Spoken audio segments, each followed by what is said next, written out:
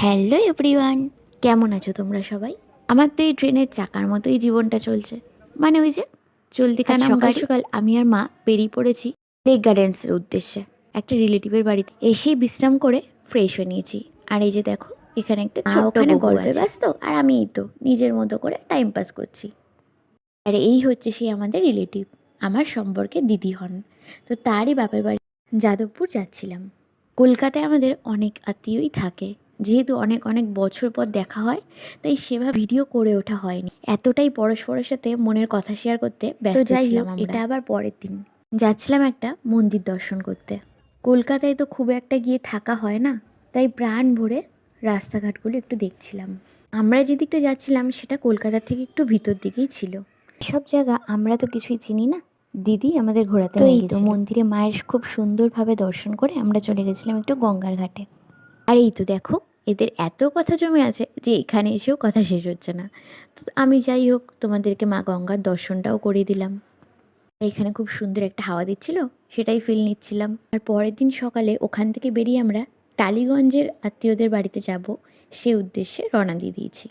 তো ওখানে যাবার আগে আমি আর মা দুজনেই একটু কচুরি খেয়ে নিলাম। দেন আমরা ওখানে পৌঁছে গেলাম।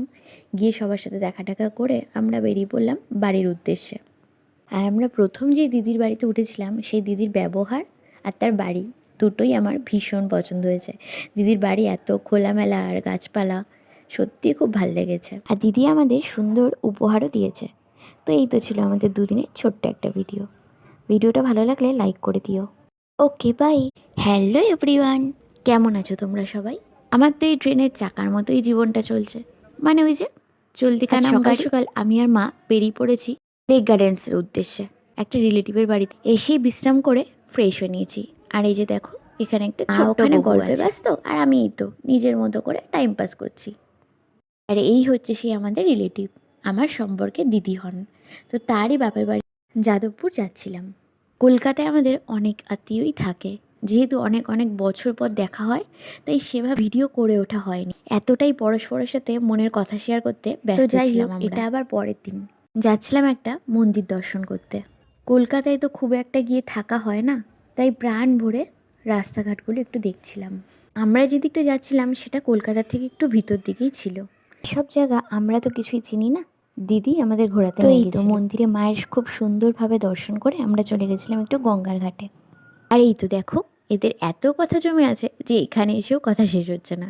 তো আমি যাই হোক, তোমাদেরকে মা গঙ্গার দর্শনটাও করিয়ে দিলাম। এখানে খুব সুন্দর একটা হাওয়া দিচ্ছিল, সেটাই ফিল নিচ্ছিলাম। আর পরের দিন সকালে ওখান থেকে বেরিয়ে আমরা টালিগঞ্জের আত্মীয়দের বাড়িতে যাব, সে উদ্দেশ্যে রওনা দিয়ে দিয়েছি। তো ওখানে যাবার আগে আমি আর মা দুজনেই একটু কচুরি খেয়ে নিলাম। দেন আমরা ওখানে পৌঁছে গেলাম।